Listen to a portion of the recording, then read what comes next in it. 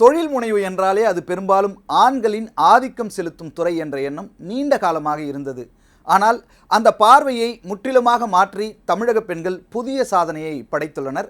தமிழகத்தில் ஆண்களை விட பெண்களே அதிக அளவில் ஸ்டார்ட் அப் நிறுவனங்களை தொடங்கி நடத்தி வருவது அதிகாரப்பூர்வ புள்ளி விவரங்கள் மூலம் தெரிய வந்திருக்கிறது. இந்த சாதனை தமிழகத்தினுடைய தொழில் வளர்ச்சிக்கு மட்டுமல்ல, பெண்களின் பொருளாதார முன்னேற்றத்திற்கும் முக்கியமான ஒரு மைல்கல்லாக பார்க்கப்படுகிறது. எப்படி ஏற்பட்டது இந்த மாற்றம்? முழு விவரங்களை பார்க்கலாம். தொழில் மற்றும் உள்நாட்டு வர்த்தக மேம்பாட்டுத் துறையால் அங்கீகரிக்கப்பட்ட ஸ்டார்ட் அப் நிறுவனங்களுடைய எண்ணிக்கையில் தமிழகம் நாடு முழுவதும் பார்த்தால் முதலிடத்தை பிடித்திருப்பது முக்கியமான அம்சமாக இருக்கிறது. தமிழகத்தில் தற்போது அங்கீகரிக்கப்பட்ட ஸ்டார்ட் அப் நிறுவனங்களுடைய எண்ணிக்கை 15,037 உயர்ந்திருக்கிறது. இந்த சாதனையில் மிகவும் கவனம் ஈர்த்திருப்பது பெண்களுடைய பங்களிப்பு தான். ஏனென்றால் தொழில்துறை தரவுகளுடைய படி 7,572 ஸ்டார்ட் அப் நிறுவனங்கள் பெண்களால் நடத்தப்படுகின்றன.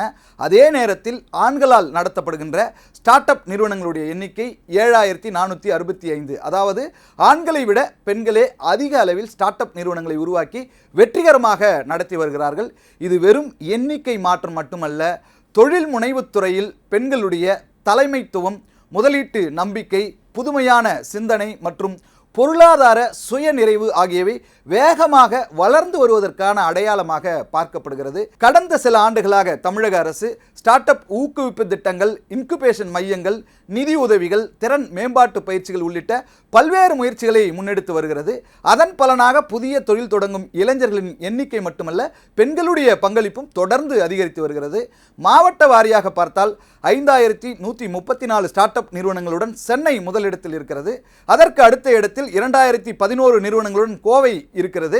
1,318 நிறுவனங்களுடன் காஞ்சிபுரம் 3வது இடத்தில் இருக்கிறது.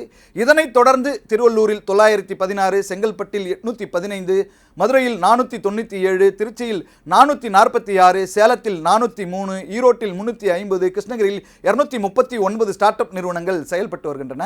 சென்னை, கோவை போன்ற பெருநகரங்களை தாண்டி மாவட்டங்களிலும் தொழில் முனைவு கலாச்சாரம் வேகமாக பரவி வருவதை இந்த புள்ளி விவரங்கள் நமக்கு உணர்த்துகின்றன. சமூகத்தினுடைய பல துறைகளில் பாலின சமத்துவம் மெதுவாக வளர்ந்து வருகின்ற இந்த சூழலில் ஸ்டார்ட் அப் துறையில் அந்த மாற்றம் இன்னும் வேகமாக நடைபெற்று வருவதாக தொழில்துறை நிபுணர்கள் கூறுகின்றனர். ஒரு காலத்தில் வேலை தேடும் தலைமுறையாக இருந்த பெண்கள் இன்று வேலை வாய்ப்புகளை உருவாக்குகின்ற தொழில் முனைவோர்களாக மாறி வருகிறார்கள். தமிழகத்தில் ஆண்களை விட பெண்களே அதிக அளவில் ஸ்டார்ட் அப் நிறுவனங்களை நடத்தி வருவது பெண்களுடைய திறமைக்கும் தமிழகத்தினுடைய தொழில் சூழல் உருவாக்கியுள்ள புதிய வாய்ப்புகளுக்கும் கிடைத்திருக்கின்ற மிகப்பெரிய அங்கீகாரமாக பார்க்கப்படுகிறது.